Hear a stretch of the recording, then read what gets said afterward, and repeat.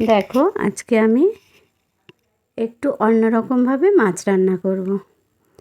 তা মাছটাকে আমি সব মশলা দিয়ে মাখিয়ে কড়ার মধ্যে এরকম পাতার উপরে দিয়ে দেব। তা এই রেসিপিটা অনেকেই করে, তা আমি কিভাবে করছি সেটাই তোমাদের সাথে একটু শেয়ার করলাম। প্রথমে শিলে আমি একটু সাদা সর্ষে, কালো সর্ষে আর লবণ দিয়ে বেটে নেব। দেখো আমার বাটাটা হয়ে গেছে। তারপরে লঙ্কার গুঁড়ো, হলুদ গুঁড়ো, একটু জিরের গুঁড়ো, একটু ধনে গুঁড়ো আর একটু লবণ দিয়ে আর তেল দিয়ে আমি মশলাটাকে সাইডে রেখে দেব। এরপরে আমি মাছগুলো যে ধুয়ে রেখেছি তার মধ্যে একটু টমেটো কুচি, একটু ধনেপাতা কুচি আর মশলাটা দিয়ে মেখে রাখবো। মাখানো হয়ে গেলে তারপরে আমি কলা পাতা কড়াইয়ের উপরে দুটো দিতে হবে।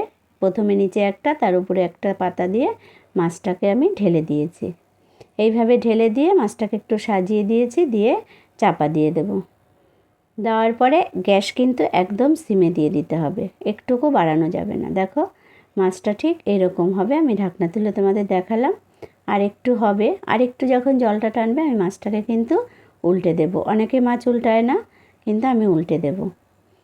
তা আমি কিভাবে উল্টাচ্ছি তোমরা দেখো, আমি বলে দিচ্ছি।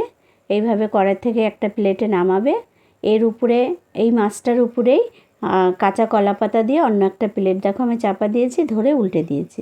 দেখো ওই পাশের পাতাগুলো আমি ফেলে দেব। এবার আবার এটা ধরে কড়াইতে ঢেলে দেব। আর আমি কিন্তু এটা লোহার কড়াইতে করেছি।